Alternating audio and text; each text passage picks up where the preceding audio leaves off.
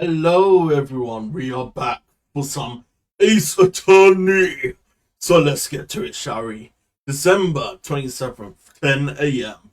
District Court, courtroom number 3. Court is now in session for the trial of Mr. Miles Edgeworth. The defense is ready, Your Honor. Very well. Apparently the prosecution is also ready. Who is the judge here anyway? Mr. Fankama, your opening statement? Very well. No opening statement. So, not so fast, Judge. I will take in a meaningful pause before speaking. Right, of course. A prediction. Today's trial will end 3 minutes from now. Order! Mr. Fankama, what is the meaning of your statement just now?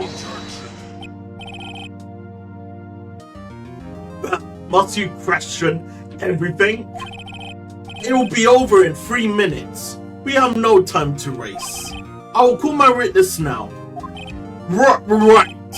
I call my witness, my decisive witness to the stand.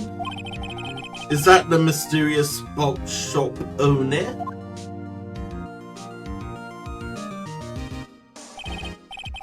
Witness, state your profession. Missy, I am the proprietor of the restaurant The Red Noodle at Gold Lake. And I also rent boats. The night of the incident, you were in the boat rental shop, correct? Yeah, I was. Please testify. Wait a second. We still haven't heard who this old guy is. Wait a minute. The witness hasn't stated his name yet. Because I did not ask him, Mr. White, but I have predicted this trial will end in 3 minutes. Stop asking trivial questions and cooperate. Yeah, right. The witness will state his name.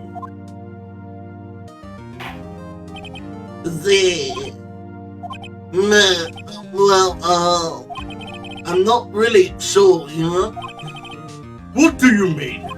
My memory. Your Honor, the witness does not remember anything beyond the last several years. Ergo, he cannot recall his own name. He can't recall, you say? Yes, but the incident in question took place 3 days ago. He can testify. Very well. Let's hear his testimony, then shall we, witness?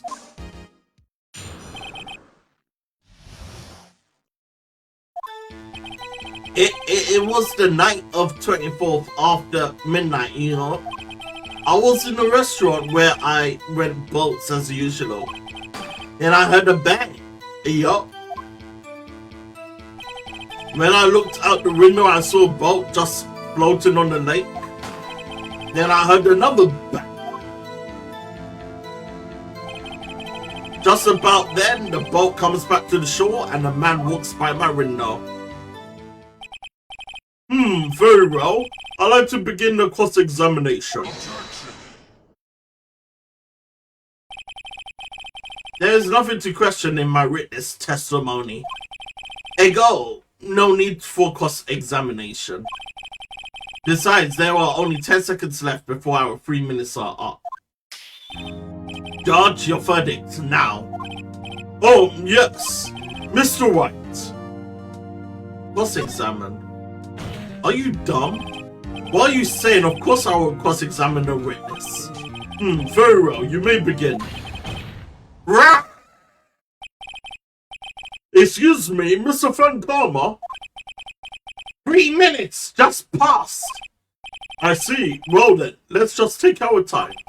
You may cross-examine the witness. Lol. Press here. Just after midnight, you say? Yeah, just around then. Are you sure? Pretty sure, yeah. When I talked to you yesterday, you were rather vague about the time. I'm surprised you are so sure about it today. That guy with his objection, dude. Like, goddamn. What's wrong with him?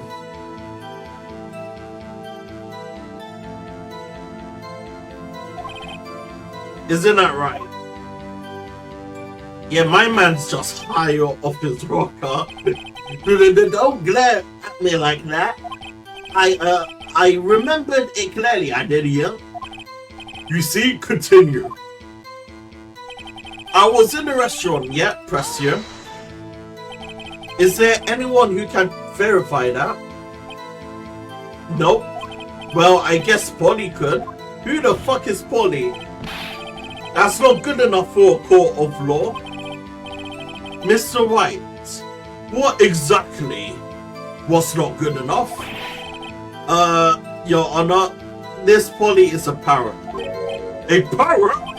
Don't be so hard on the girl, Keefy boy. Keef. The prosecution concludes that we cannot prove the witness was in the shop. Witness, please continue.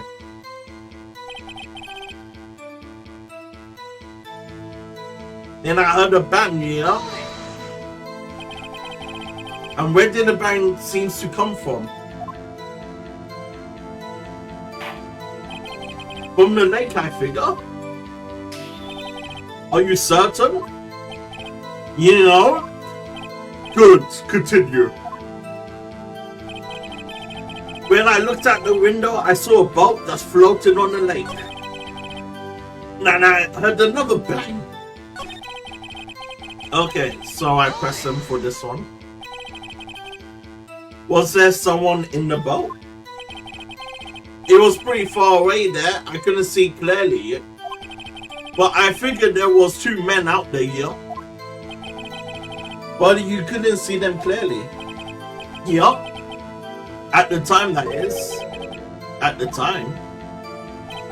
Then I heard another bang. So you heard two gunshots total. Yup. That's what Lotta said in her testimony yesterday. So what type of man was it?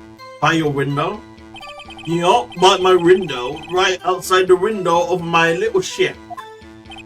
And could you see the man's face? Well, the fog was pretty darn thick, but he was right there in front of me. I saw him. This is rather important detail. Please add it to your testimony. I have a bad feeling about this. That man was a defendant. He was saying, I can't believe he's dead. Are you sure? Are we sure we're gonna trust this guy? The dad?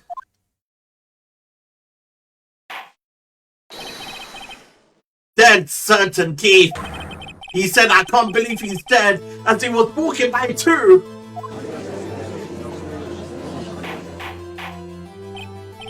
Witness, are you sure that person you saw was Mouse Edgeworth? It was him, that Edgeworth boy!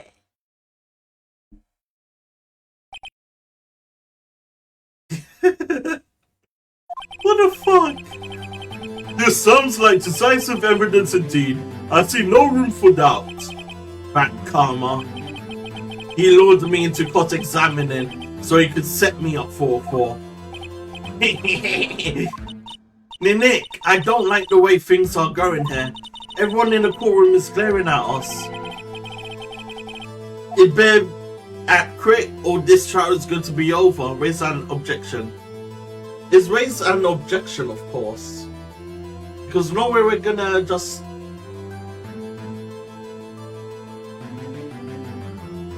Yeah, no way we're going to just let this man grab us by the balls and entrap us like that. We're gonna raise an objection. We ain't that dumb, Chico. We ain't no dumbo. We ain't dumbo. Your Honor, we proved in yesterday's trial that it could not have been Edgeworth who fired that gun. Mr. Wright, are you referring to the fingerprints from Edgeworth's right hand found on the gun? And the photograph showing a man firing with his left hand? Exactly. You caught us in another trap. That is easily explainable. He could have wiped his prints after he fired. You are ignoring the truth of the matter here. Everything in this witness testimony is true. The judge is lost in thought. What should I do? Your Honor, the witness claims that Edgeworth said, "I can't believe he's dead." But his word is all we have. If we were telling a lie...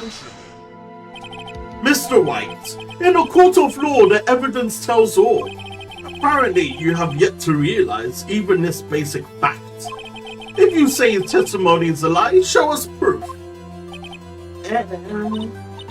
Nick, do we have evidence? Oh my god.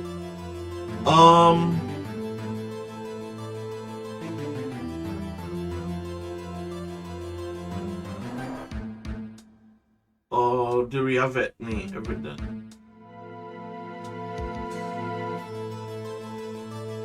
Do we have any evidence?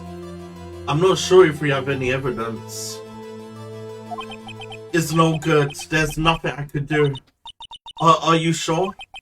To be honest, I don't know what to do anymore. Please, can you hear me, sis? Please, we need your help. Nick needs you. 3 minutes was perhaps too high of an expectation. However, 15 minutes isn't bad.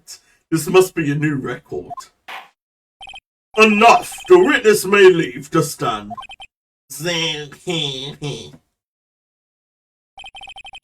This court sees no reason further prolong the trial, nor is there any need for more time to decide the case against the defendant. This case is extremely clear. I see no room for this interruption of the facts. What? No. This court finds the defendant, Mr. Miles Edgeworth.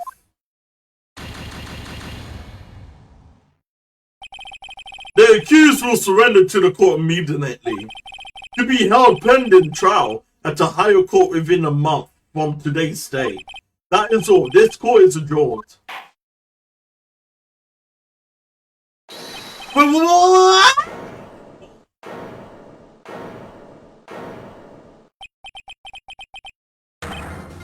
Me?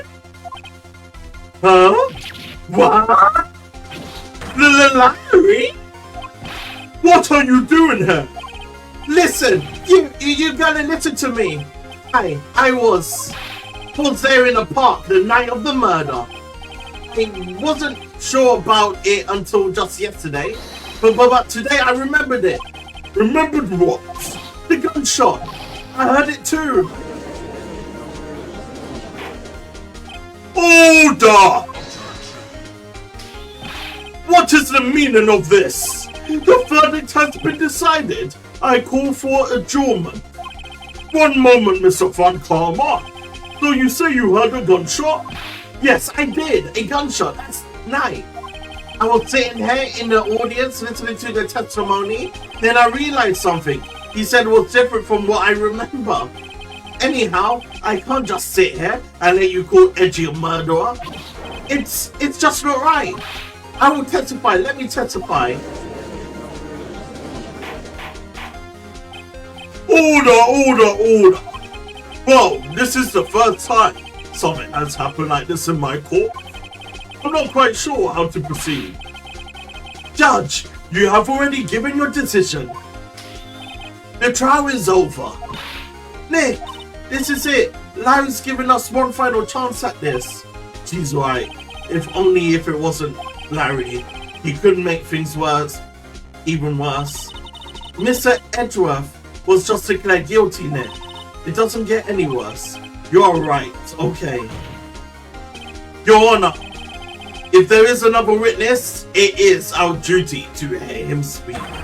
Right here, right now. Erase health time. The verdict cannot be overturned. Allow me to speak my opinion. In all the court proceedings, it is our duty to prevent an inaccurate verdict. In order to make sure no mistake has been made, every witness should be heard. But what is this? I withdraw my previous verdict of guilty. Mr. Frankama, I order you to call this new witness to testify now. What? The court will adjourn for a 5-minute recess. After that, we will hear this new witness. Court is adjourned. Yet I'm back, and I'm wondering where my mom at. I need my eye drop. You need your eye drop? Oh yeah, drop. As you make it stop. Because you need your eye drop. Woo! That was too close. Sorry to keep you on the edge of your seat like that, Edgeworth. I've seen worse. Yeah, right, Edgy. You're sweating bullets. I just wondered what Larry plans to say in there. Larry was at the lake that night? Yes. He said he went looking for a Still Samurai balloon that flew into the lake. Alright. And he found the balloon at the air tank that night. Yeah. Hey, Edgeworth. Huh? You say something right? Yeah, a lot of things. You seem out of it. What's wrong? It's nothing. Mr. Edgeworth, there's something I've been meaning to ask you. What's that? Why are your fingerprints on a murder weapon? Oh.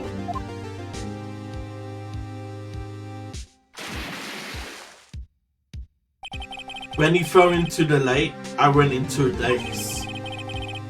I couldn't understand what had happened. I couldn't think straight. Then I saw the pistol lying on the floor of the boat in front of me. I picked it up without thinking. I didn't have a reason really. I see. Right? Yeah. This might be our chance. Our chance? And Karma has only ever won perfect trials. Perfect trials? Perfectly prepared witnesses, perfectly complete evidence. That's the secret to his success. This is the first time he's ever had to deal with something unexpected.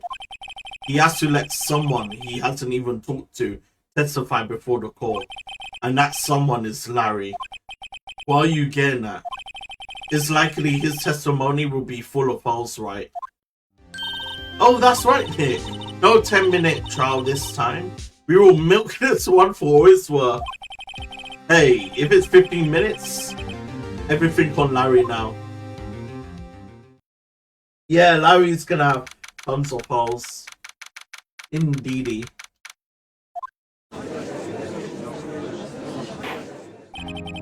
Court is now back in session. Witness, please testify to the court about everything you saw on the night of December the 24th. Right. Leave it to me. Please, Larry, don't mess this one up. I hate to admit it, but you are our last chance. Frank Armour didn't even have time to prep his witness. I just hope Edgeworth is right about this being our big break.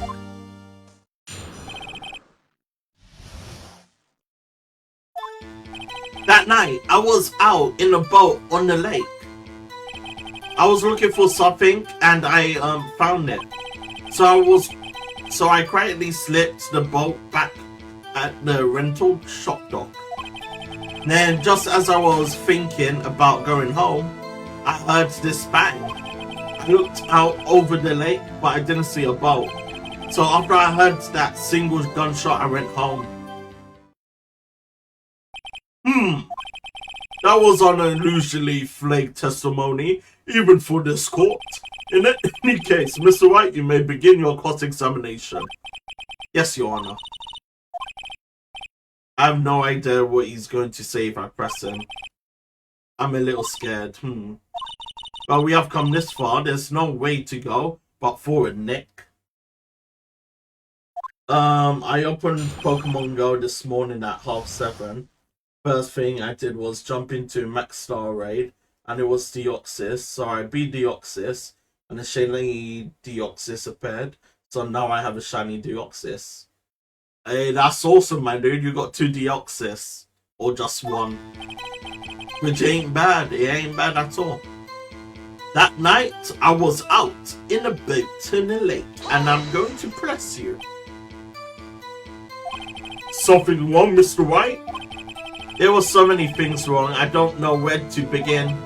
Well, okay. First of all, what time was it?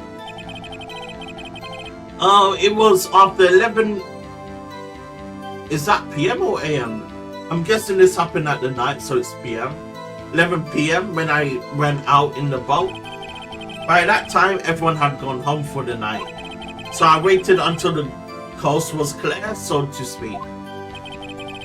And why were you out on the boat at such a late hour? I was looking for something and I found it. Found what? Was looking for what? Yeah. Mr. Butts, what was it you were looking for?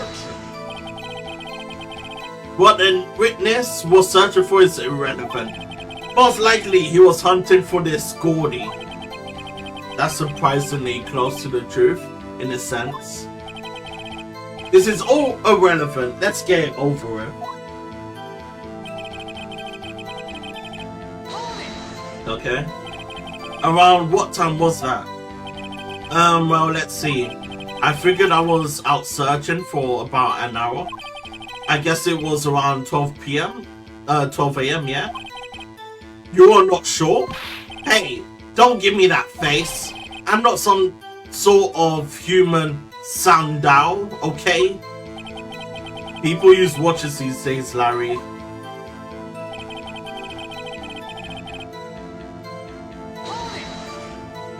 Okay, where did the sound come from? But yeah, well, I wasn't too sure about that. I looked around, you know. Did you look at the lake? Yeah, I looked.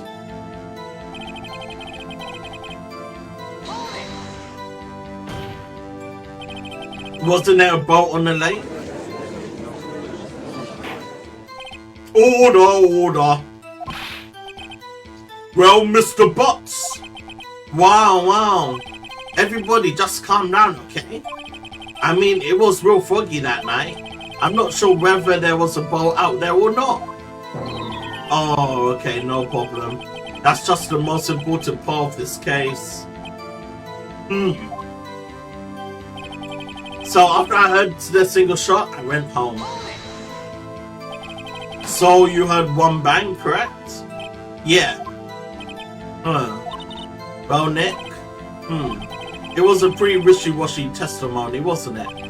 I guess I should start working on contradictions. Sorry, I wish I could be more helpful. I wish I could call my sister. So you heard only 1 shot, but there was 3 gunshots, wasn't there? Come on, Larry.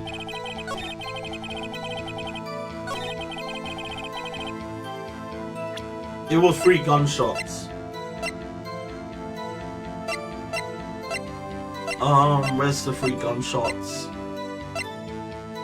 Yeah, there we go.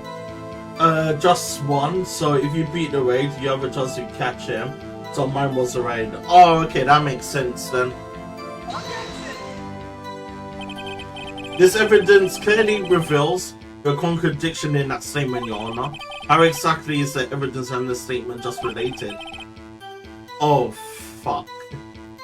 Because I thought it was 3 gunshots, so it just doesn't make any sense.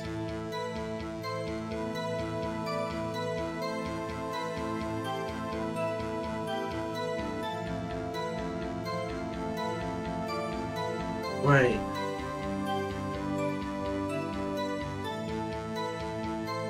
Oh wait, no. It was Lotta's testimony, wasn't it? Oh, I fucked up. It was Lotta's testimony. Because Lotta heard 2 gunshots. Yeah, Lotta heard 2 gunshots from her testimony. Where is her testimony? Yeah, she heard 2 gunshots. Well, Larry could only heard 1 gunshot. Wait a second, Larry. Well, what? You only heard 1 bang? You are sure? That's what I said. But Miss Lotta Hart testified yesterday she heard 2 bangs. And the old man just now said the same thing. They both heard 2 gunshots that night. Huh? Were you even listening? Were you even paying attention at all to what they said? Yo, Nick, please. Huh? You know something's been bothering me. I'm a witness, see? I'm like a customer here. So you got to treat me nice and stuff. This dude. Mr. Butts. What? You only had 1 gunshot, are you sure? Now, to tell you the truth, I'm not sure. Huh? Not sure? How could you not be sure? Yeah, well, I might have missed the other gunshot. I was listening to something else. Something else. My radio, dude, with my headphones. What? Order, and stop that booing. Mr. Butts, you were listening to the radio with your headphones? Yes, so what? That's the crime. I listen to my radio. Everybody listens to the radio. What's the big deal? This dude. Mr. Fankama, your opinion? Waste of time. I do not accept this witness, nor his shoddy testimony. Well, Mr. Wright, should he continue the testimony? Ah, fuck. Should I believe in this man or not? I would say let him continue. Because the more he continues, the more stuff he might blurt out. And if I press that's enough, then Mouse is going to be found guilty anyway. So I would say it's fair for us to risk it with the continuation. But nothing is more pitiful than a lawyer who doesn't know when he lost. Very well, Mr. Butts. Please give your testimony and be sure to include details like your radio. Wait, leave it to me. I wouldn't if there were any other way out of this, believe me. The shiny odds is 1 in 20 for shiny during the raid. Oh, so you got lucky then with a legendary. It's lonely being... Oh my god, this dude. It's lonely being alone on Christmas Eve. That's why I was listening to all request shows on the radio, see? I was listening to it real booming loud like... But I'm not sure I heard that gunshot. I remember exactly what the DJ was saying when I heard it too. Jesus Christ. You were listening to your radio at a high volume? Yes, what's the biggest problem? Dude, you're in a murder trial right now. This dude. I can't the man listen to his radio in peace? Isn't this a free country? I truly believe Larry has no idea what the problem here is. Judge, can you believe a word the witness says? When he heard was probably nothing more than a drum beat from the radio. True enough, it is difficult to believe his testimony. Wait, Your Honor! The witness said he remembers exactly what the DJ said when he heard a gunshot. Excuse me, DJ? An announcer, the guy who says things on the radio. Anyway, what this means is when he heard the sound, no music was playing. The DJ only talks between songs, so he could have heard the gunshot from the lake. I'd like to cross-examine the witness, Your Honor. Very well, Mr. Wright. I can't believe I'm continuing the charade. Yeah, I can't believe either, man, but what are you gonna do? I saw you have a girlfriend. Don't you turn on the radio? Right. I just wanted to hear someone's voice, you know? You don't always like out there alone on Christmas Eve alone. I shouldn't have said anything.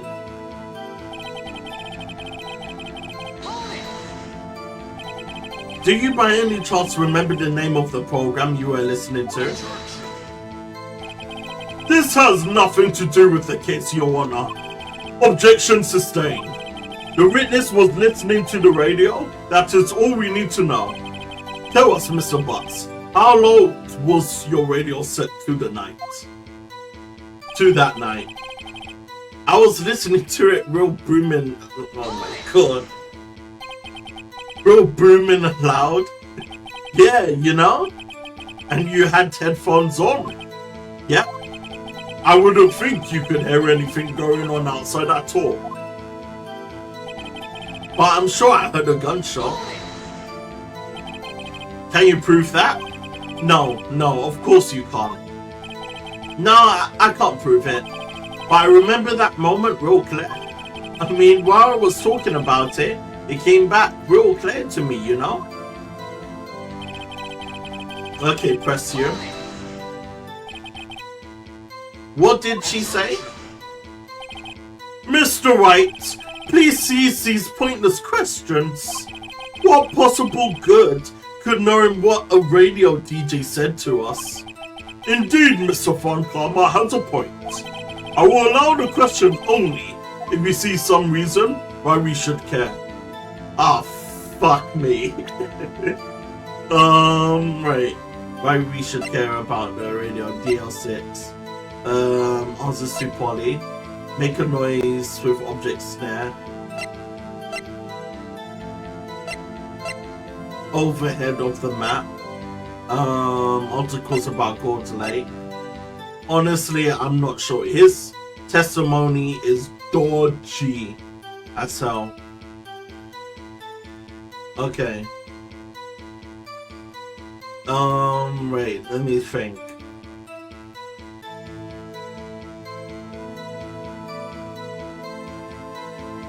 Okay, let me think.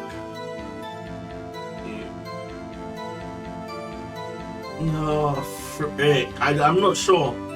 I'm not sure. It's kind of a bit dodgy, this dude. Yeah, we should care. We need to continue this. We need to milk this for as long as we should. You should care, Your Honor. Of course we should. Why? Well, how do you know if we don't ask? Fine. Very well. Mr. Butts, please testify to the court. What was the radio announcer saying when you heard a gunshot? I can't believe the judge agreed with that. Let's go, baby. Just when she said, hey, it's almost Christmas, I heard the gunshot. Are you sure? Of course I am. She had this real sexy voice. Maybe Van Karma was right.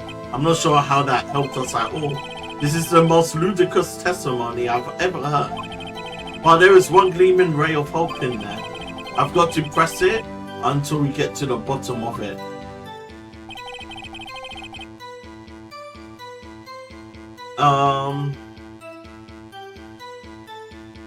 All I can think of is Lotta's testimony.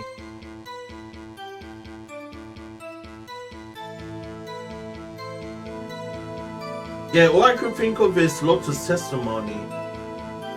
It was on Christmas Day. That's all I can think of right now. So I think, where is it? Hey, it's Christmas. Yeah, all I can think of is just Lotta's testimony. After midnight. So he was at the scene of the crime at midnight. Larry, are you absolutely sure what you're saying is correct? Huh? What's with the face? You look scary, dude. Hey, if you're trying to scare me, you better know. Don't scare that easy. Is something the matter, Mr. White? Your Honor, did you hear what the witness just said? The DJ said, hey, it's almost Christmas, when he heard the gunshot. Indeed, and almost Christmas means it wasn't Christmas. Do you realize what this means? When he heard the gunshot, it was still Christmas Eve. That would seem to be the case, yes.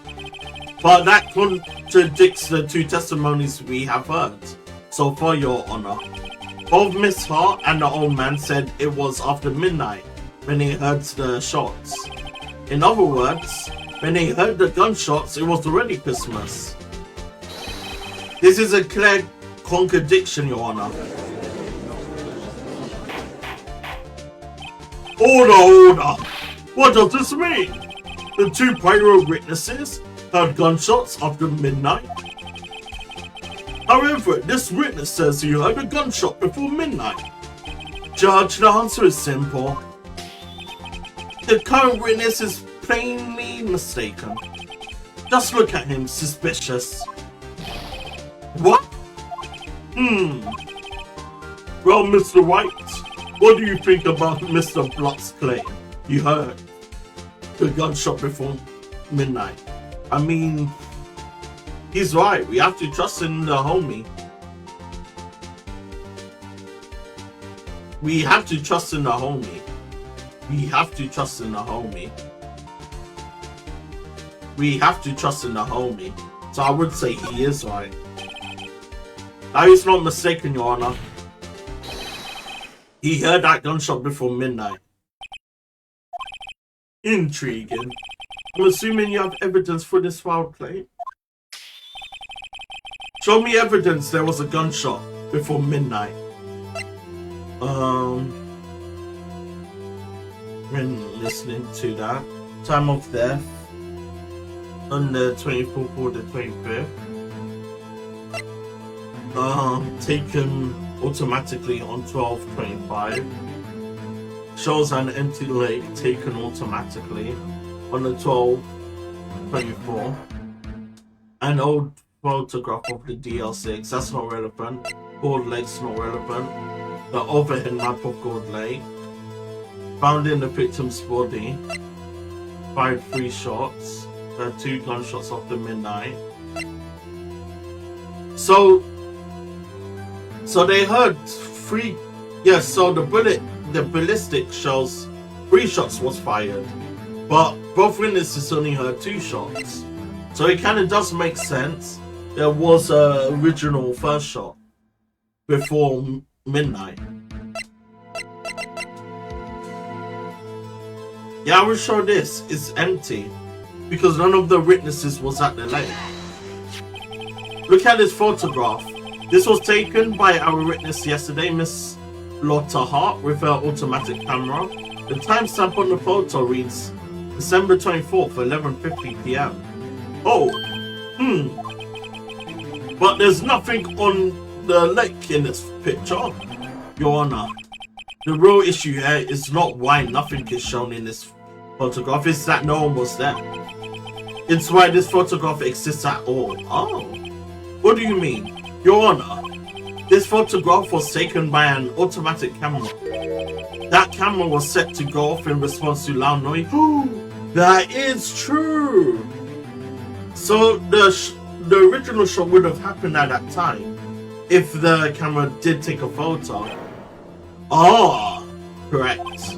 There was a loud noise on the lake at 11:50 p.m. This is why this photograph was taken. In other words, when Larry heard that gunshot, it was most definitely still Christmas Eve.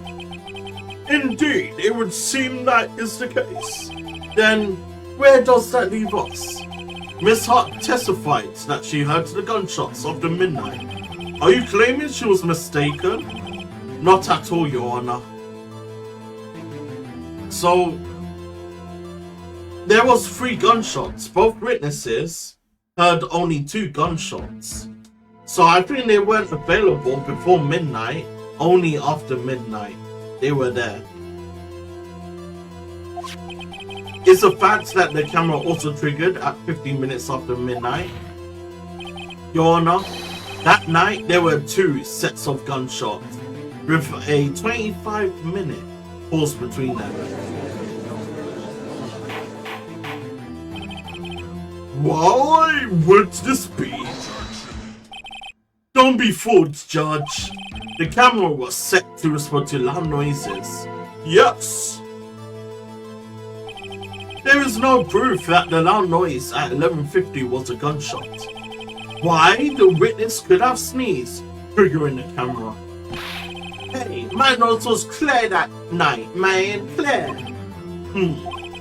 Well, Mr. White, there's no turning back now. Can you prove that the loud noise at 11:50 p.m. was indeed a gunshot? Yeah, this is easy. Because of the bullet. It says it's fired 3 times, but both witnesses said they only heard 2 gunshots. So what happened to the original 3rd gunshot? Unless if the original 3rd gunshot was originally the 1st gunshot. Boy, get this out of here, man. This isn't my evidence. The murder weapon? Something about this pistol was bothering me, Your Honor. Both of the witnesses who testified yesterday heard 2 gunshots. However, the murder weapon was fired 3 times. When then was the last shot fired? Only now have I realized the truth. The 3rd shot was the shot Larry heard just before midnight. Order! Order! That would make sense of the evidence we have seen so far. However, this leaves me wondering exactly what did happen that night on the lake. Exactly. If this is true, there were 2 sets of gunshots separated by 25 minutes. One at 11:50, another at 15 minutes after midnight. Why, I ask you, why? I think the 1st shot was originally a warning shot. I would say the 1st shot was originally a warning shot. That's what I would possibly say.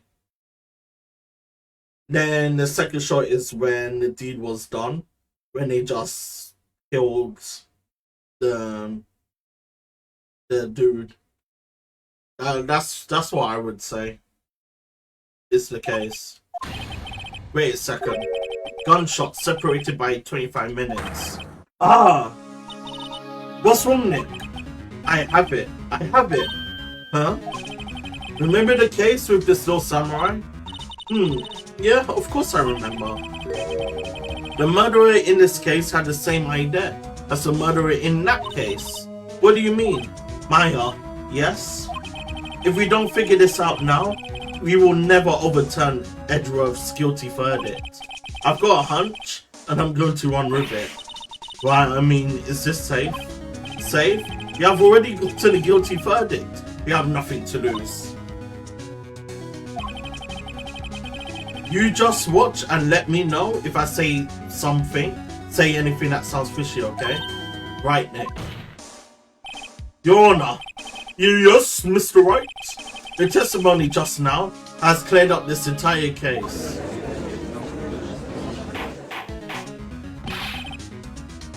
What do you mean, Mr. White?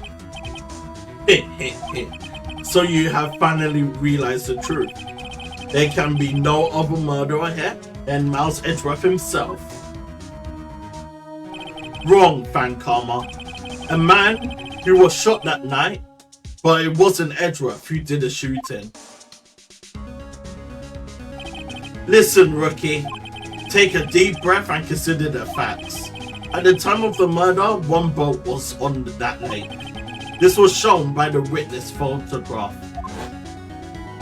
The defendant, Edgeworth, and the victim, Robert Hammond, were on that boat.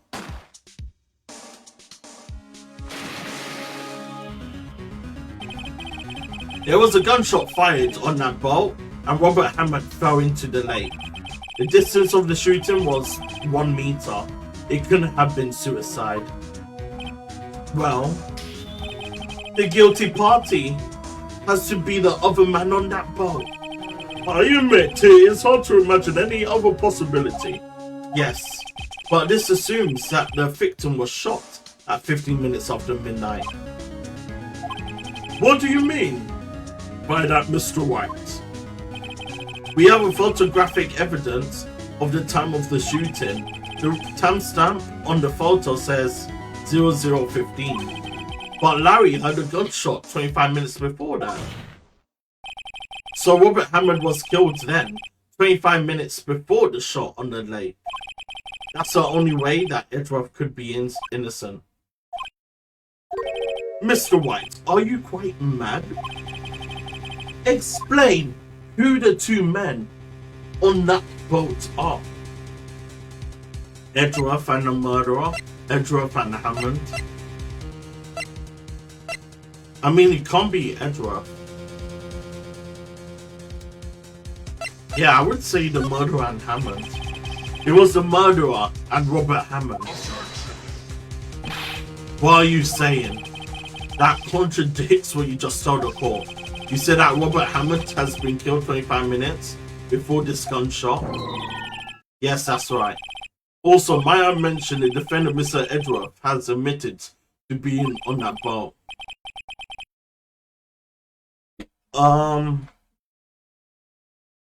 Unless if it was Edgeworth and the murderer.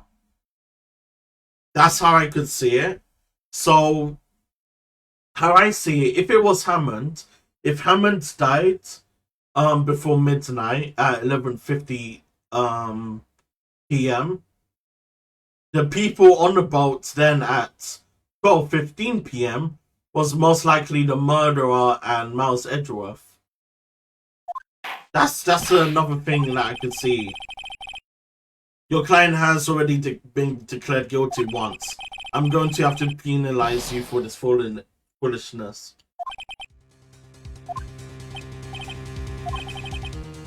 I would say Edgeworth and the murderer. I would say Edgeworth and the murderer. It only makes sense because if the original victim died at 11:50 p.m., who are the people exactly that's on the boat at 12:15 a.m.? It has to be Miles and murderer. So Miles most likely know who murdered Hammond. So I found out my mom's took off out of town. Oh, that's good then. Free house to yourself. After the murderer killed Robert Hammond at 11:50, he assumed the guy. So Mr. Hammond, I met Edgeworth. Oh, so he pretended to be Mr. Hammond. I didn't thought of that. What, are you serious? Yes, Edgeworth won't tell us why he went to the lake that night. However, I have a hunch. That night, Robert Hammond brought Edgeworth to the lake. Now, Edgeworth didn't know Robert Hammond's face that well. That's why he didn't suspect anything when the murderer took Robert Hammond's place. I'm not sure what to make of all of this. Ludicrous. Mr. White, tell us the name of the murderer then.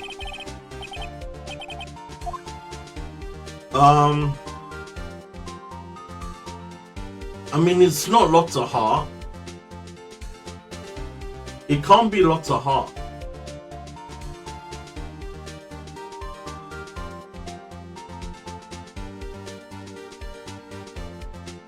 Yeah, sorry, it can't be Lotta Hart that did the murderer. So it can't be Lotta Hart that did the murder. Miles, of course, didn't do the murder. So the only guy that I could think of is the guy from the boat that did the murder. And he pretended to be ditzy. That's probably my guess, anyway. You don't know? Bruh, again, you waste my time. I don't know because he never told us. The murderer is the caretaker of the boat shop, that old man. At 11:50, he was the one who killed Robert Hammond. The caretaker of the boat shop? Where did he do this? There weren't any boats on the lake then. Why would he have to go all the way out on the lake just to shoot someone? May I suggest that the real scene of the crime was not on the boat? What? Well then, where did the murder take place? Near his shack. So the judge where the murder really took place. So I would say it's near his shack then. So the murder took place near his shack. He went on the boat and he then tossed the body in the middle of the ocean. So I would say it's near the shack area. It has to be near the shack area. And he took the dead body away. And he then pretended to be Mr. Hammond. And does this maybe include the reason why the killer would choose that spot? Yes, well, maybe because there is no good reason the murderer thought we'd never expect it. Maybe you should try again. He wasn't even surprised I goofed up. Wait, I swear that was correct.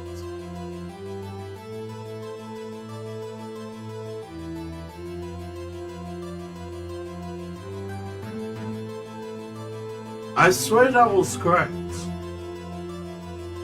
It was near the shack. She works Monday through Fridays, 8 AM to 5 PM at a propane company. But the eye doctor doesn't really want me missing my eye drops. I mean, I have the house all the time like that, so I meant my mom left for work. Oh, so you can't do your eye drops then? Without her help?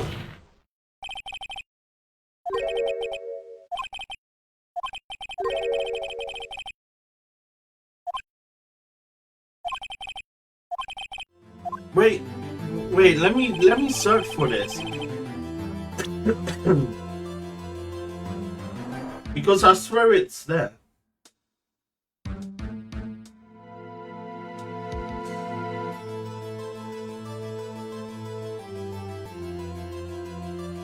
Yeah, I was right. Yeah, I was right. It was there. I did the game say that it wasn't.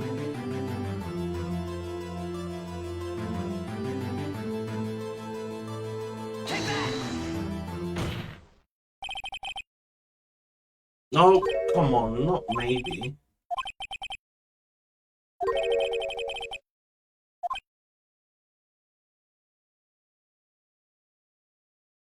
Okay, so was it the boat then? Was it on the middle of the ocean? Because I swear it's there. That's just my hypothesis.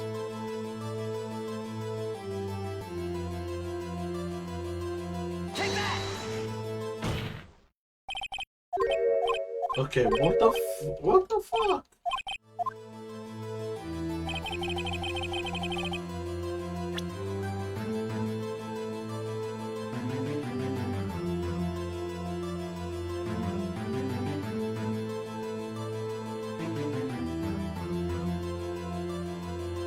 Yeah, it was there. I was right.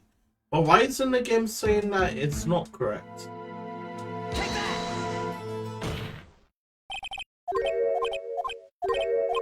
Is this game being so picky in my selection?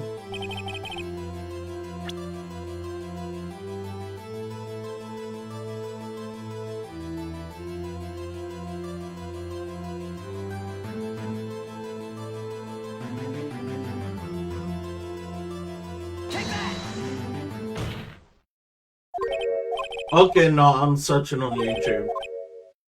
Because... Yeah, I'm searching on YouTube.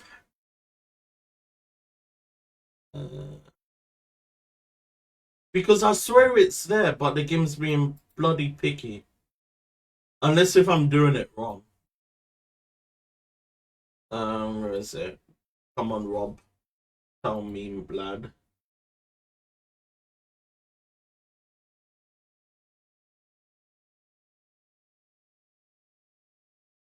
Okay, pesky Larry.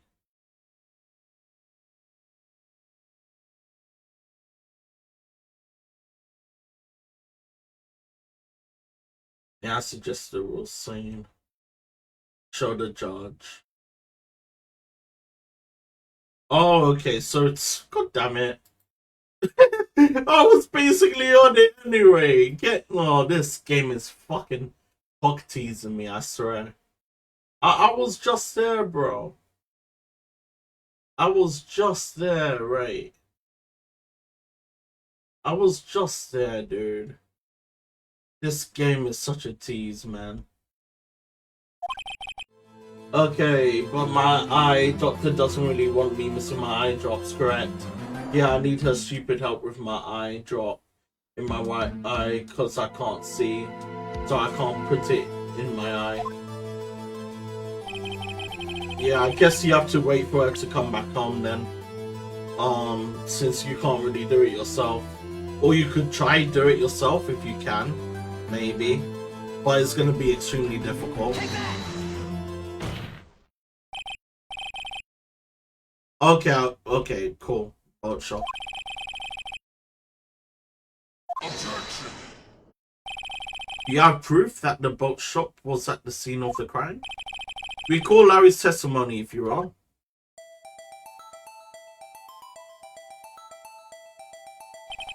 That night he was out on the lake in a boat searching for something. He finds it and returns the boat. Then just as he's starting to head for home, he hears a gunshot. He heard a gunshot, Your Honor, even though he was wearing headphones at the time. In other words, the gunshot was very, very close by. And where would that be if he had returned a boat? The boat shop. Like, legit, dude, I was pointing in that area that he must have killed him near the near the boat shop itself. What happened at that night on Gold Lake? Please tell the court from the beginning. Yes, Your Honor. Nick, are you sure about this? Not really. But I think if I start at the very beginning, and if I take it slow, I might just be able to figure this out. That night, the caretaker of the boat shop called Robert Hammonds to his shop.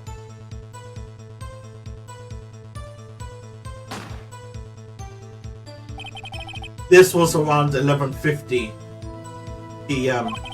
That was when the gunshot that Larry heard was fired. After that, the caretaker put on Robert Hammond's coat. He became Robert Hammond. Then he got in the boat with Edgeworth and went into the middle of the lake. Then who fired a pistol on the boat? Mr. Wright, Miles Edgeworth? The boat shopkeeper. It has to be the boat shopkeeper. It has to be the boat shopkeeper. It has to be the boat shopkeeper, because the bullet was the pistol was on the left hand side, not on the right hand side. The dominant hand. Of course, it was the murderer who shot the pistol. He shot twice. Both missed Edgeworth on purpose. Wait a minute. Yes. Why would he shoot twice if he didn't mean to hit anyone? Details. Know this, Mr. White. The moment you run out of explanations is the moment you lose.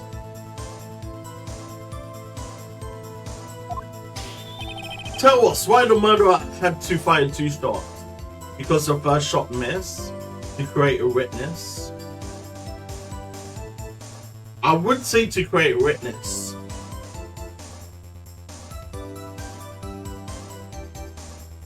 I would say to create a witness. Because it doesn't make sense because the first shot missed. Because how can you miss the first shot and you're that close to the person that you're firing? So I guess it has to create a witness. A person to create the fall. So basically a fall guy. I believe you shot twice to create a witness, Your Honor. Create a witness? The murderer lifts his pistol and fires one shot. That ensures that anyone who heard that shot will look at the lake. Indeed, Miss Hart did exactly that after hearing the first gunshot. Next, the murderer waits a bit and he fires again. Then,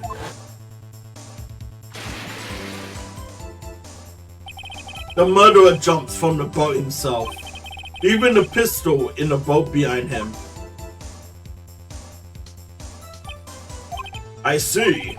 To someone looking from the edge of the lake, it would appear that one of the men on the boat had shot the other. The murderer didn't know about the automatic camera, of course. That's why he shot twice, to draw attention to the boat. Once you realize that, everything else falls in place. The boat shop caretaker swarmed back to his shop. Then he put Mr. Hammond's red coat back on the body and threw the body into the lake. This is what happened, Your Honor. These are the events that transpired that night on Gold Lake.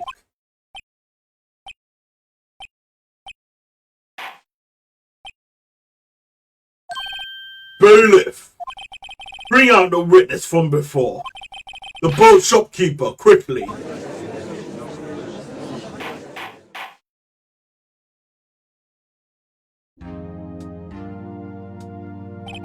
Very well. While we are waiting for the caretaker, I would like to ask the defendant, Miles Edgeworth, a few questions. Mr. Edgeworth, please take the stand.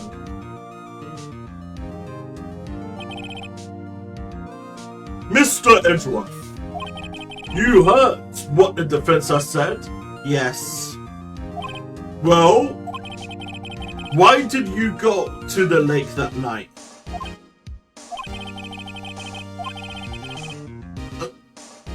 Actually, yes. Several days ago, I received a letter. The letter was signed by Robert Hammond. Wait, let me see, how far would this go, this investigation? I could leave it for the next part.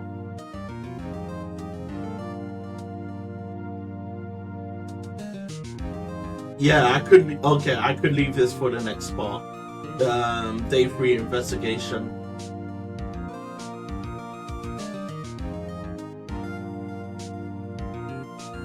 Yeah, I could leave it for next part with this investigation.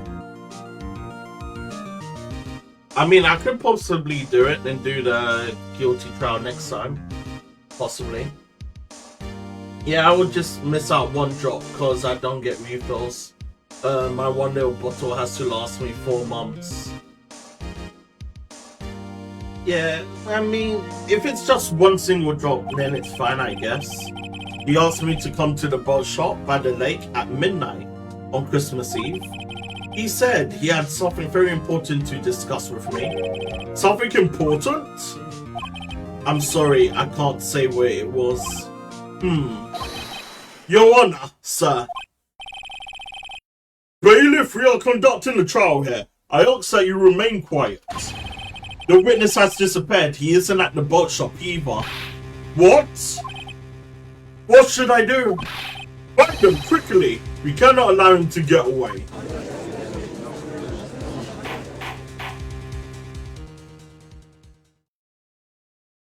My man fucking dipped. Mr. Fankama, your witness has disappeared. Yep, he's pissed. A search warrant has already been issued. It goes without saying that I cannot declare a verdict under these circumstances. I will extend the trial until tomorrow, the final day allowed.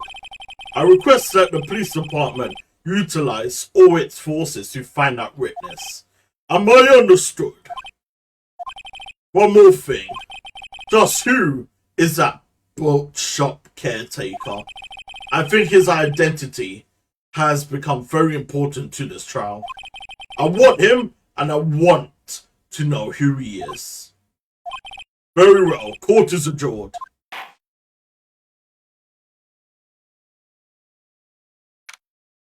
December 27th, 1:22 p.m. District Court, Defendant Lobby, number 2. Yay, Nick, you did it! Yeah. But at least we got out from under that guilty verdict. What about Larry? That was something else. Even Frank Palmer didn't know what to do with his testimony. Larry really helped us out. Sure, once I shifted through his unique testimony, still, he did save us. I just wish our cases weren't so down to the wire all the time. I know what you mean. Sometimes I feel like it's us on the trial instead of our clients. Hey, Edgeworth. Mr. Edgeworth? Did you say something? Don't look so pained. I mean, it looks like you are probably going to get off the hook. You could try smile just a little. Relax. I'm sorry, but I fear it's not over for me yet. What do you mean? Right. There's something that's been troubling me for a long time now. I don't know whether or not to tell you. Edgeworth?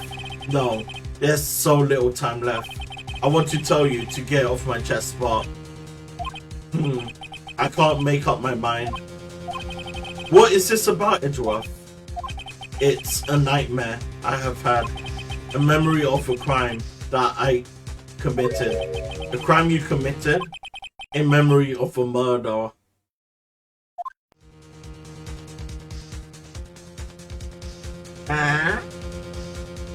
You can't leave us like this, game. Okay, day 4, District Court. Okay, so it's only a few, like, parts. Okay, so it's not that much. Yeah, let's do the investigation as well. Yeah, next time we could save it for the courtroom, since that is the last day. Yeah, that sounds like a plan, gang.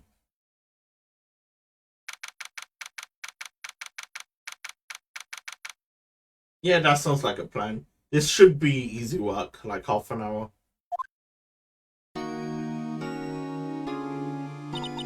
What was Mr. Edward talking about? A memory of a crime that I committed. A memory of murder. Do you really think Mr. Edgeworth killed? I don't believe it. Not Edgeworth. Some painful memory has been troubling him recently. But he never takes someone's life. Never. Oh, I forgot to post. My memory will never shiver me. This is sad times. My memory is ever so shifting. Am I guilty or am I innocent?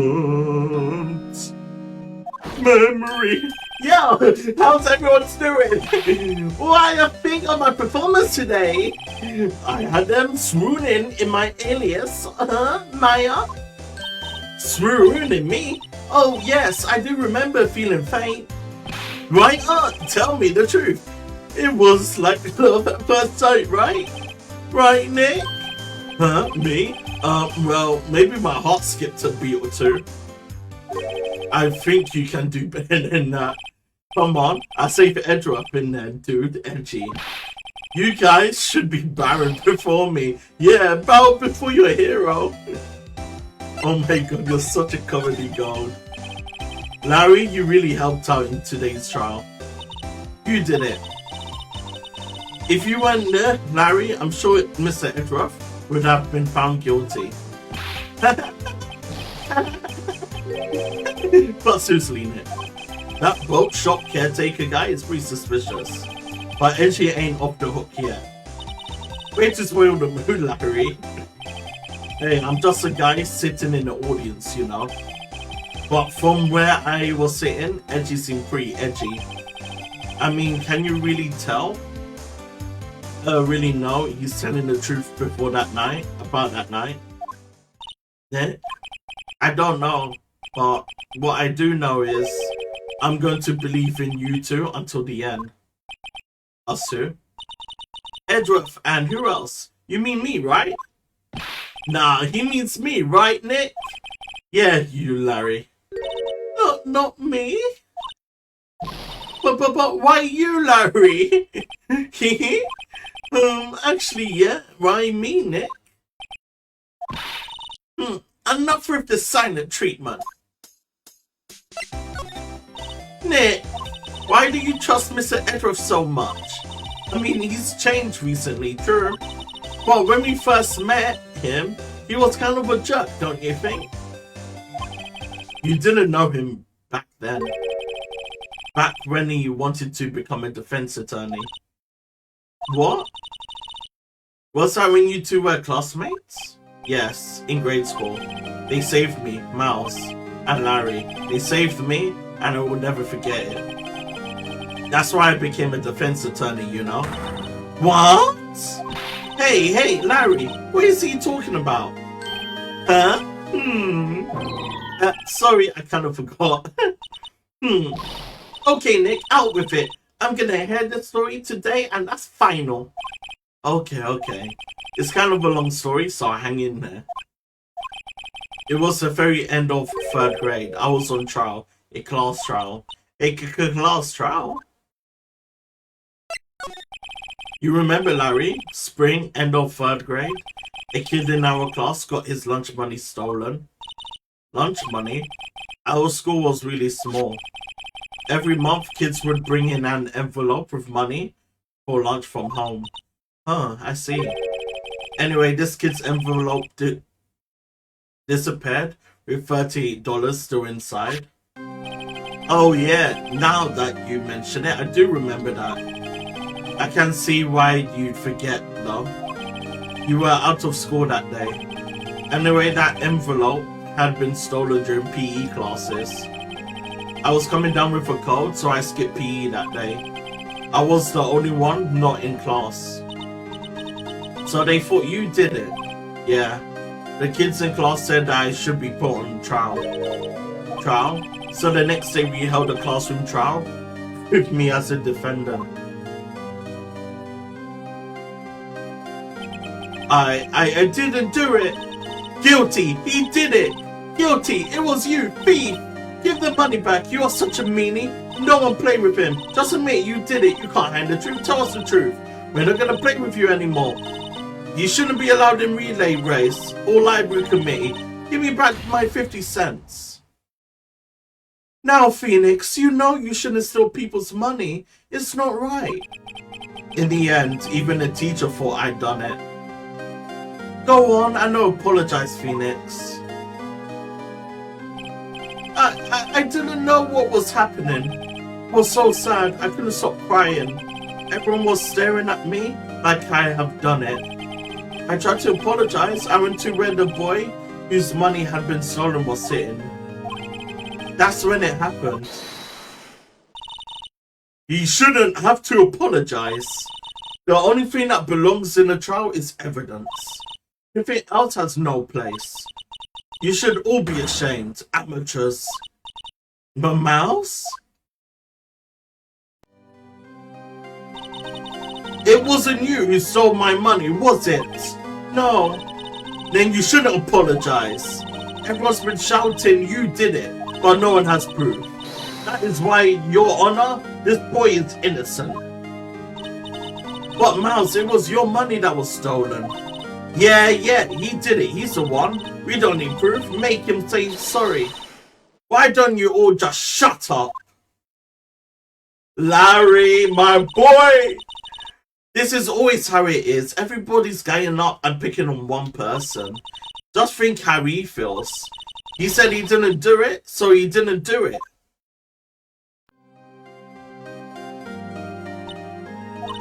Very well. I will replace the money myself. This class trial is over. That's how it happened. After that, the three of us were the best of friends. Wow, I had no idea. Yeah, I had no idea either. I mean, I forgot. That's when I learned what it meant to be alone. Totally alone without a friend in the world. You did a good thing, Larry. Yeah, well, I was just lucky that I took the day off from school. If I had been there, they would have thought I'd done it. So I took it kind of personally, see? When something smells, is usually the butts. Okay, after the trial. Anyway, Edgeworth and I talked about that class trial. That's when I heard his father was a defense attorney. I remember his eyes would shine when he talked about his father. I'm going to become a defense attorney, just like my father. A famous defense attorney.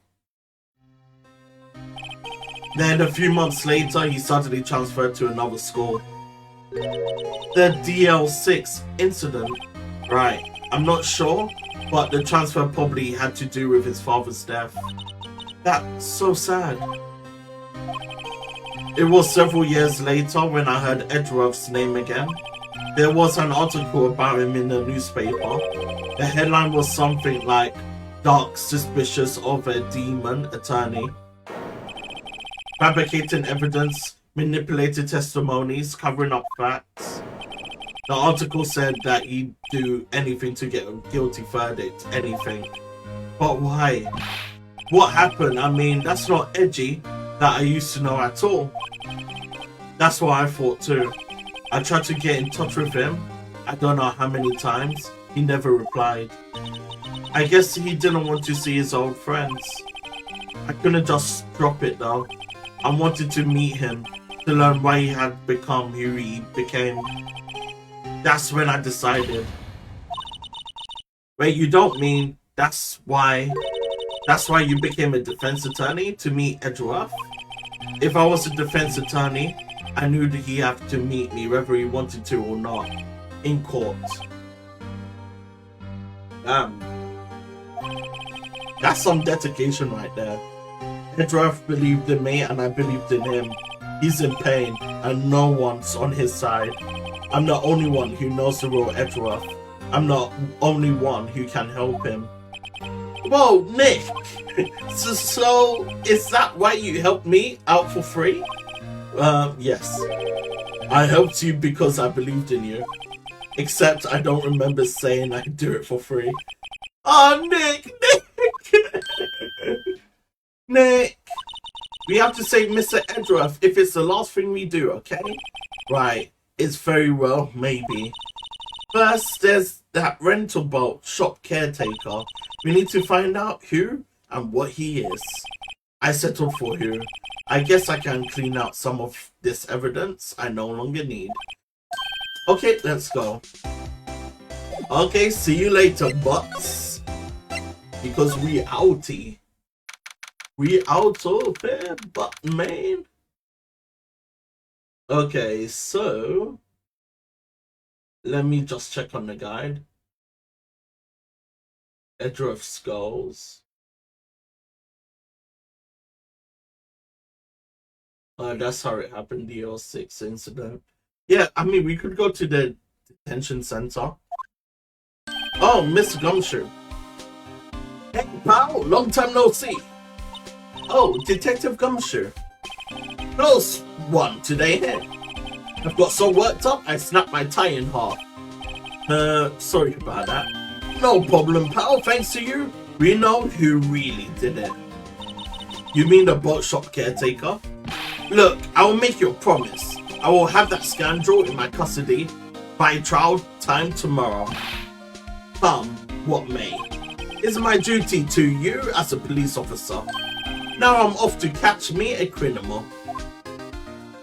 As my man's jogging away, Detective Gumshoe sure is active today. Oh, one thing. No one can go into the woods today. The woods? where Lotta was camping. The woods are off limits to camping, and apparently the park ranger found out. He got pretty mad. No one can go in for a while. I guess Lotta's in a lot of trouble. Anyway, I'll be seeing you tomorrow. I guess he got in trouble. Or she got in trouble. You look as grim as ever. Mr. Edgeworth, I heard the story about the class trial. Class trial? What do you mean? You don't remember? No, I don't. Your lunch money was stolen, wasn't it? In 3rd grade? Lunch money? Oh, right, yes. I seem to remember something like that. Nick, I think you are the only one who really remembers. Well, it probably only really mattered to me anyway. Mr. Edgeworth, didn't you know? That trial was the reason Nick became a defense attorney. Ridiculous. Gee, thanks. That said, it does sound like the kind of thing you do. You haven't changed a bit, have you, Wright? So simple, to a fault even. Well, maybe yeah, but I think you changed too much, Edgeworth. Perhaps. Hey Edgeworth, why did you become a prosecutor anyway? You used to look up to your dad. You said you wanted to be a defense attorney, right? I couldn't let myself deny reality like you. What do you mean? My father was taken from me, and you want me to defend criminals? I'm sorry, Wright, but I'm not that good of a person. One suspect was apprehended in your father's murder, right? Yes, the man trapped in the elevator with my father. His name was Yanni Yogi. He had to be the shooter. Anyway, you look at it. Yet, he was found innocent. The defense attorney got him off the hook. That would be Robert Hammond. On that day 15 years ago, the 3 of us was trapped in an elevator for 5 hours. When we were rescued, we all suffered oxygen deprivation. I had lost all the memory of the murder. Lost your memory? Even now I can't recall what happened in that elevator. That was the crux of Yogi's attorney's argument in court.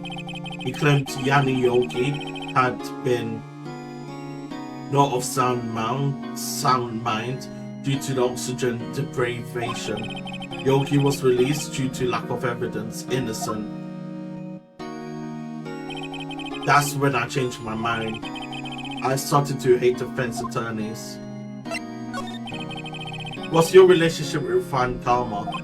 He's my teacher, a man who deserves respect. I learned everything I know of the courtroom techniques from him. So he's like my sister was to you, Nick. He's a perfectionist in all things. In court, in his personal life, he's obsessed with doing everything perfectly. Perfectly, huh? In all the cases he has taken, none was left unresolved, and not one suspect was declared innocent ever. But that's... I know. It's possible some of the suspects were indeed innocent. However, it is impossible for us to accurately determine that in every case. All Fan Karma does is his job, to find the suspect guilty perfectly. In any case, it's nigh well impossible to find a weakness in him. Should a weakness appear, he will do everything in his power to make it go away. Edgeworth, if what you're saying is true, you're heading for a guilty sentence tomorrow. He's right. Now's no time to praise the enemy, Mr. Edgeworth. It's a strange situation in which I found myself, I will admit. No kidding. Oh damn. My boy Edgy is the blurts. Okay, we could go to Criminal Affairs Department next. And hopefully there's a change. It looks like Detective Gumshoe hasn't come back yet. Gumshoe won't be coming back today. Oh, really? He said there was some guy he had to arrest by tomorrow. The boat shop caretaker. He shouted something about catching him. If it's the last thing I do, pal. Good luck, Gumshoe. God bless you, Gumshoe. You mad stallion. Okay.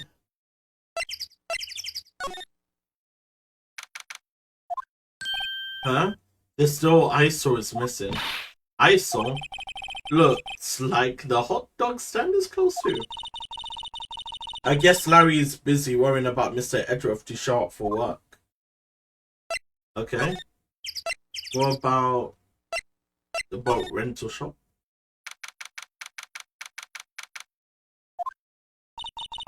That old caretaker got away, yep. I never imagined he might be the real murderer. I know that clearing of the throat anywhere. What might you be doing here? I for welcome. The days of my youth. Like the scent of fresh lemon, you see. Mr. Grossberg, this is no time for idle reminiscing. Mr. Edgeworth's trial ends tomorrow. That is true, yes. But from what I saw of today's trial, Edgeworth should be fine, right? Well, I'm not sure about that. What do you mean by that? Well, I'm not sure. If you find anything out, come by my office at once. I may be able to offer you some assistance. Thanks, bye. What do you think Mr. Grossberg was doing here anyway? Who knows? Who knows? Oh, Polly. Nobody's home. Scrap! Hey, it's Polly. I wonder where your owner's gone, Polly. Scrap! I can't believe he run off and leave his poor parrot to fend for herself. Hello, Scrap! Okay, we have to investigate. Everything's cold. Looks like he didn't turn his heater on. I guess he hasn't been back here since the trial. Saying it, don't people usually put pictures of fish up on the wall to boast about them? Yeah, I guess so. You mean pictures of the fish they caught, right? Right. Don't all the fish on the wall look really puny to you? Well, you know what they say. You should have seen the one that got away. Except the one that got away from us was the caretaker, and we did see him. Why do I feel like we are having two separate conversations? The fishing pole looks expensive. Maybe we should bring it to Detective Gumshoe. Don't you think the caretaker would mind? No, we can just leave him the metal detector in exchange. Maybe we better not. Well, what's wrong? Hey, never mind. What? Tell me. Just when I saw the TV, I remembered. You're showing the Pink Princess special this week. Oh, see? That's why I didn't want to tell you. That reminds me, Nick. Hollyhair knows the number to the safe, right? Yeah, that's right. Holly, what's the number to the safe? 1228, scrap! Let's open it, Nick. Come on. I'm sure there isn't any money in there. Oh, but hey, he keeps it locked, right? So there must be something of value in there. I'm not so sure. Okay, Nick, let's see what's in there. I guess there might be a clue or two. The only thing in here is a letter. A letter? Oh, boring. There's no name or signature on this thing. Its handwriting is very precise, clear letters. Get your revenge on Mouse Edgeworth. Edgeworth? Nick. Why would Mr. Edgeworth's name be on here? How should I know? I'm going to read the whole thing. Get your revenge on Mouse Edgeworth. It also says this is your last chance. Now is the time to get revenge on the two men who ruined your life. The rest of the letter goes on to describe the murder plot in detail. How to kill Robert Hammond and frame Edgeworth. Pulling Edgeworth out to the lake, getting on the boat, firing twice. This is exactly what I figured out today in court. It's all here in perfect detail. What do you think it means, Nick? I don't know, but it looks like these are instructions for that caretaker. When he killed Robert Hammond and called out Edgeworth, he was following instructions. But you could have written that letter. And what does it mean to get revenge on Mouse Edgeworth? Look, I don't know, okay? But one thing's for certain. This letter is an amazing clue. Yes, sir? Okay, is there anything? Katsu. Yeah, I think he did, like, go. He dipped after the trial. Maybe I should take care of Polly, Nick. You probably shouldn't just kidnap her. The police know about her anyway. I'm sure they will do something. Oh, okay. Sorry, Polly. He says I can't take you. Great, now the bird's going to hate me. Okay, I think we search everywhere. Okay. Go back to Gold Lake.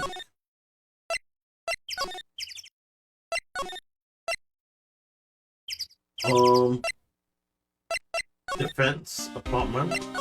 There's still no one. Go back to detention center. Now we go visit Gosberg's law office. He's out again. When does he work anyway? Now, don't be harsh. Guess we have to come back later. Wright and Cole. One day left, Nick.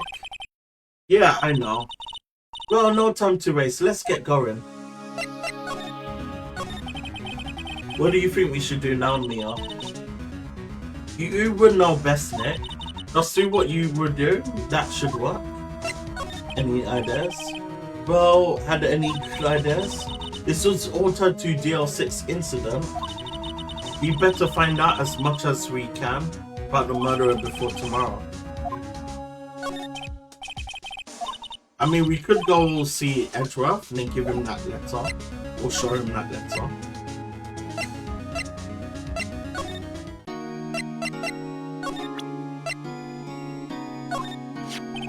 Edgeworth, see this letter? This came out of the safe in a shack where the boat rental caretaker lives. I see. Revenge on me? Who is that old guy anyway? I don't know. Could he be of an innocent defendant? You got declared guilty or something? Nice, right? But I don't remember that old man, not at all. So you was following this letter then? Which means there was someone else behind it. Now is the time to get revenge on the two men who ruined your life. Two men, meaning myself and Robert Hammond. It also says this is your last chance. Last chance? Wait, maybe. Maybe he's talking about the statute of limitations on the DL6 incident. Wait, that old man. Well, what is it? Do you know who he is? Yogi. Could he be He's Yogi? The security guard? In the lift? Yeah, the suspect in the DL6 incident. The one who was found innocent.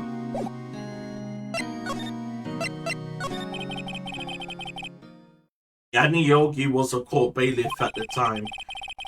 We just happened to be in that elevator together 15 years ago.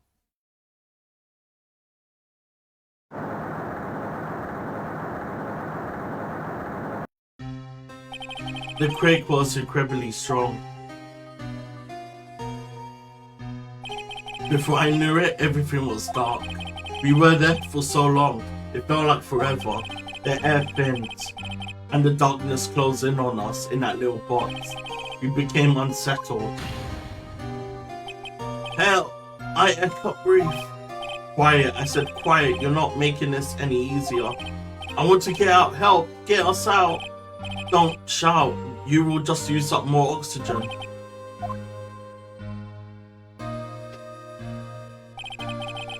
That's all I remember. When I came to, I was in the hospital bed staring at the ceiling.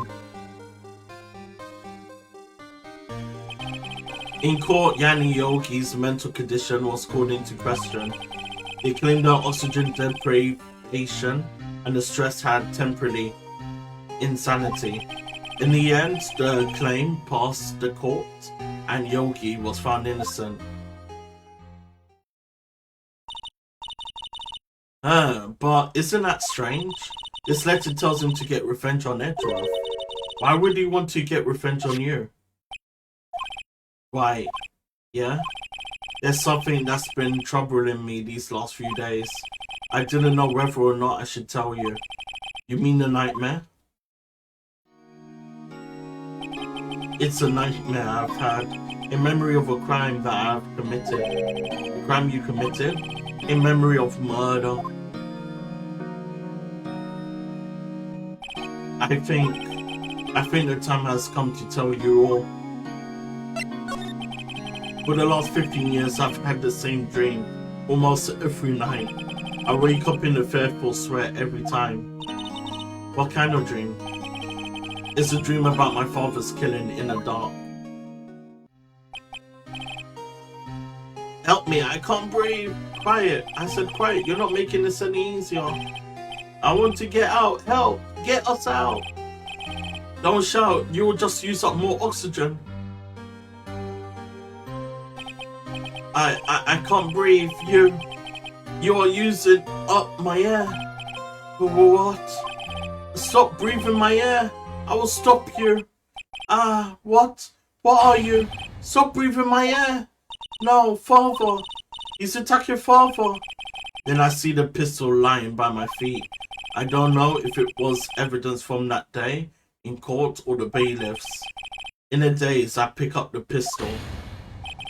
Get away. Get away from my father. Yeah.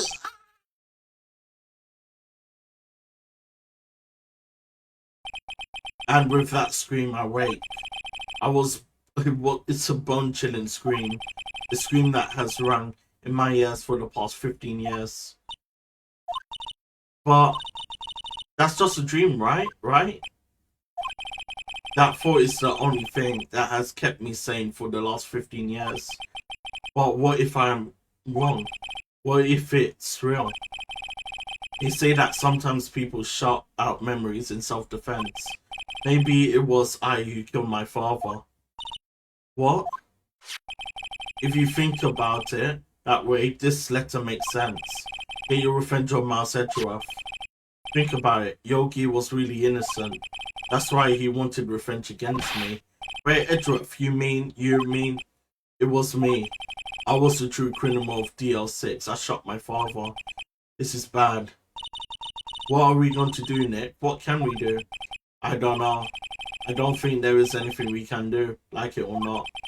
If there's someone else who knows a lot about DL6 incident, maybe.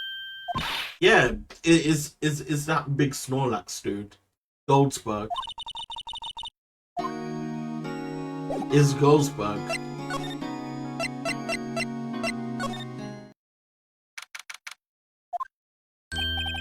Mr. Goldsberg. Hello, Dad. What's wrong? You look troubled. No kidding, I can't believe you are not. My. Just calm down and tell me what happened, It's Mr. Edgeworth. He...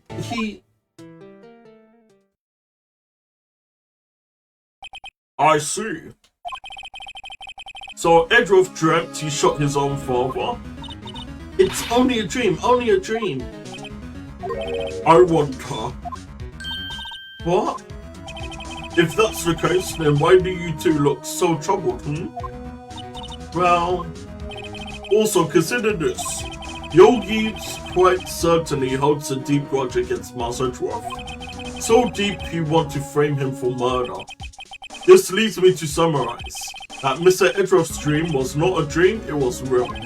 As you imagine. Miles Edruff threw the pistol to save his father. The pistol fired and the deed was done.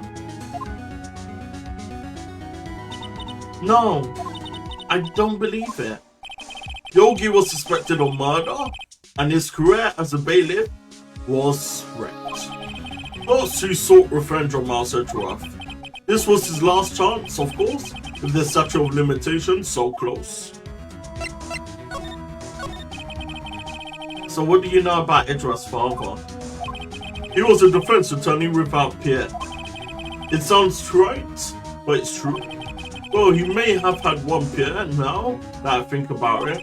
Your mentor, Mia Fey. My sister? Gregory Edruff was very disapproving of Mr. Van Karma's techniques. That's no surprise.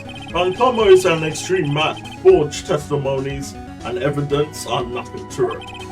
The result, he has a perfect win record in court. To beat Gregory Edruff, tried to call attention to his methods.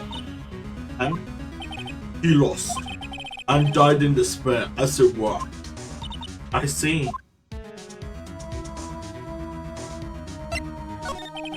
So when Gregory Edruff was killed, the police called a spirit medium. That was your mother, Misty Fey. I am Gregory Edruff. I have been killed. The one who shot me was the one bailiff, Yoni Yogi. Yet Yogi was found innocent. That's when my mother left us. Everyone called her a fraud. That's right, everyone thought she was, you see? Yeah, now that I think about it, it seems the one who lied was Gregory Edruff's ghost. Gregory Edruff must have known who shot him. I don't believe it. So you are saying that he falsified his testimony? That Edruff dad lied to protect his son?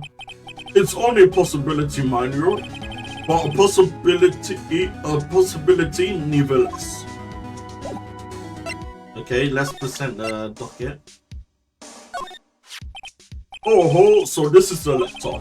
It does seem that Yogi was following this letter when he killed Hammond. But why kill Robert Hammond? Hammond was a skilled defense attorney. But he defended his clients not for their sakes, but for his own. For his own? He never trusted his clients, not that one. The only thing he trusted was his own ability. But he got his clients found innocent, so why should it matter? Actually, my dear, it's quite different. He won an innocent verdict for no one but himself. Yogi was a free man, but socially he was ruined. You will understand soon enough. Wait, what is it? This letter. I've seen this handwriting somewhere before, a long time ago. Whose handwriting was this? Do you have any idea who wrote this? Miles said, it can't be Miles Edruff. Yoni Yogi, can't be. Yeah, okay, Van Karma. That's the only legit answer there is. Could it be Manfred Van Karma? Van Karma? Why would he have something to do with this? Well, I'm not sure. Van Karma. Right, you're right, my boy. This is Van Karma's handwriting, I'm sure of it. I used to see it all the time on court reports. What? But that means the one you told Mr. Yogi to kill was correct. Monofried Van Karma himself. What does this mean then? Why would Van Karma want to frame Edruff?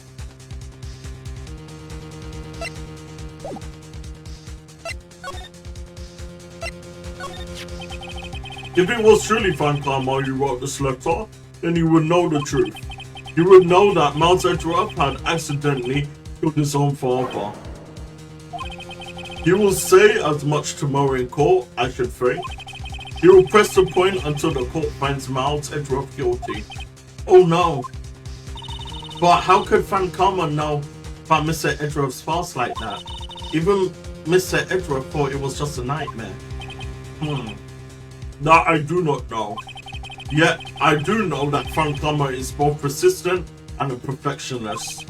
He may be seeking to satisfy a grudge against Gregory Edgeworth by hurting his son. What do you mean? It was 15 years ago. Fankama met Gregory in court and Fankama did win, but he didn't make it through the trial unscathed. What happened in the trial between Edgeworth's dad and Fankama? Fankama got the guilty verdict he wanted. He won the trial. But Gregory Edgeworth accused Fankama of faulty evidence. Even though he lost the trial, Mr. Edgeworth's accusation stood. Faulty evidence? It was the only penalty Fankama has ever received in his career as a prosecutor. Gregory Edgeworth dealt a blow to his perfect trial record. Wow. It must have been quite a shock for Fankama. He took a vacation for several months after that, you see. A vacation? Yes, that's unusual event for the man. That was the first and last vacation he's taken in many years of prosecuting. Really? He doesn't take vacations? Like go to the sea or the mountains? Don't tell me he's never been to Europe. You have strange ideas about vacations, Maya. In any case, that was the only time he took a vacation from work. I believe the penalty upset him quite a lot. Odd, if he wanted to keep a perfect record so badly. Why would he take such a long vacation? What do we do, Nick? Fankama is going to bring up DL6, you can bet on it. What if Mr. Edgeworth pleads guilty to DL6? I won't let him. Yes, Mr. Wright. I hate to say this, even accidentally murder is still murder, you know? I know that. I believe in Edgeworth's innocence. I can't believe he killed someone. But Nick, Mr. Edgeworth admits it himself. His father must have lied to protect him from behind the grave. I don't care. I know he's not guilty. Mr. White, if you say so, I suppose I could go check again. The police files might have hold something of interest. Mr. Gosberg, thank you. I can't promise anything. In fact, I think the chances of finding something are slim. I understand. The police materials,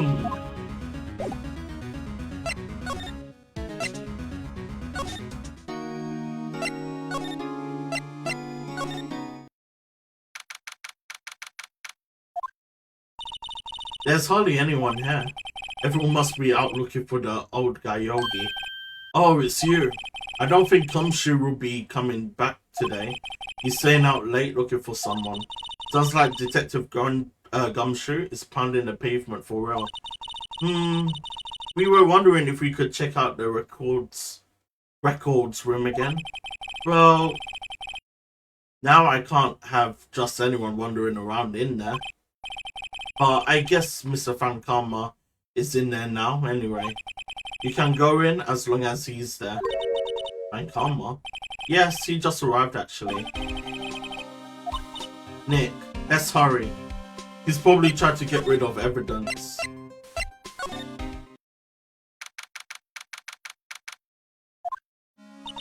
Dusty as always. You were only here just yesterday. I'm sure they just haven't had time to clean. What's wrong, Nick? Nothing. I was just noticing that he isn't here. Fankama?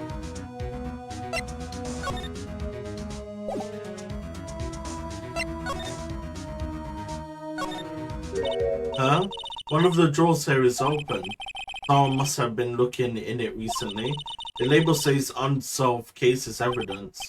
Unsolved cases? Nick, the file for DL6 is completely empty. What? What are you doing in here? Eek. Fankama? You. How do you know my name? Huh? Have we met? What are you saying? We see each other every day, don't we? Where's Mouse Edgeworth's defense team? Defense team? I beg your pardon. You see, I rarely remember defense attorneys. They are like bugs to me. Needless things to be crushed. I can see how this guy was Edgeworth's mentor. What do you got there, pal? Mr. Edgeworth's your student, right? A romanticist. He still can't shed the veneer of amateurism. Just like his father, always second rate. Mr. Frankama, you had an axe to grind with Mr. Gregory Edgeworth, didn't you? Me? A grudge against a mere defense attorney? Why? Because he dealt a blow to your otherwise perfect trial record? So you did. But what I don't get is, why did you take his son under your wing afterwards? The son of your most bitter rival. That, my dear attorney, is none of your business. Tomorrow's trial will be the last day of this trial. It's been a while since I've had a defense lost this long. Still, you will lose in the end. As Edgeworth will admit his guilt. His guilt of 15 years ago, you mean? Oh, you're quite a researcher. If you have done your homework so well, then certainly you must understand. You know what Mouse Edgeworth will tell the court tomorrow. We were right. So Fankama is going to bring up DL6 in court tomorrow. Yeah, you fucking scumbag here.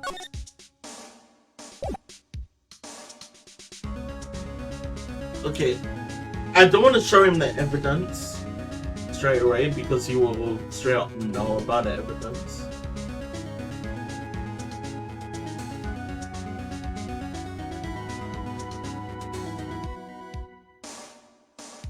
Okay, right.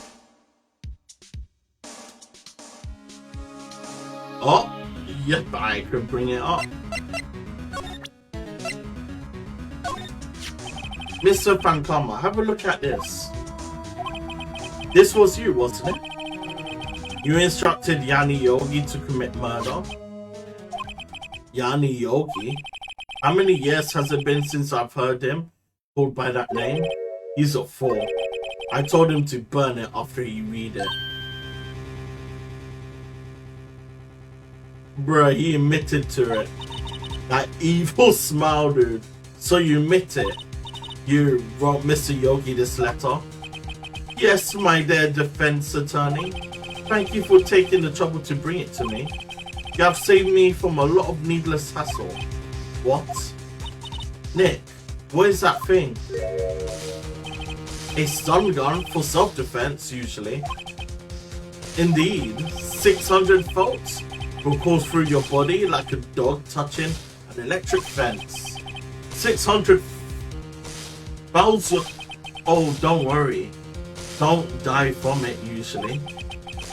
Now, give me the letter. No. No, whoa. What are you? Nick, run.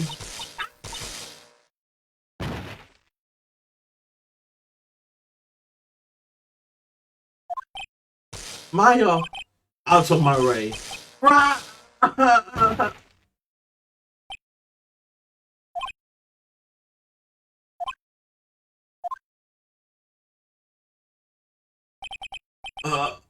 He got us. The letter's gone, of course. And he took the DL6 evidence, all of it. Back to having no clues. Wait, Maya jumped first. Maya, is she okay? Maya.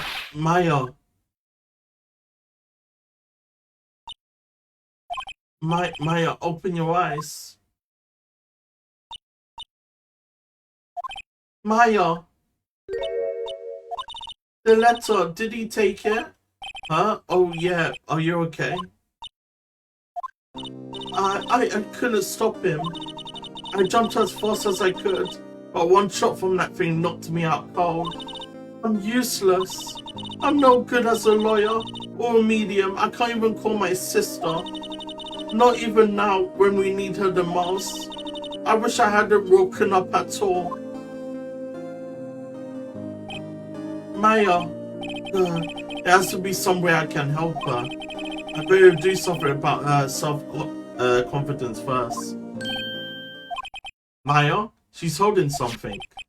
What is that? A bullet? DL6 incident, evidence number 7, taken from the heart of Gregory Edgeworth. I remember. Ainkama was holding this and Maya jumped. Stashed in the pocket. I'll prove it to you, Maya. You are most definitely not useless. I'll prove it to you in court tomorrow. To be continued.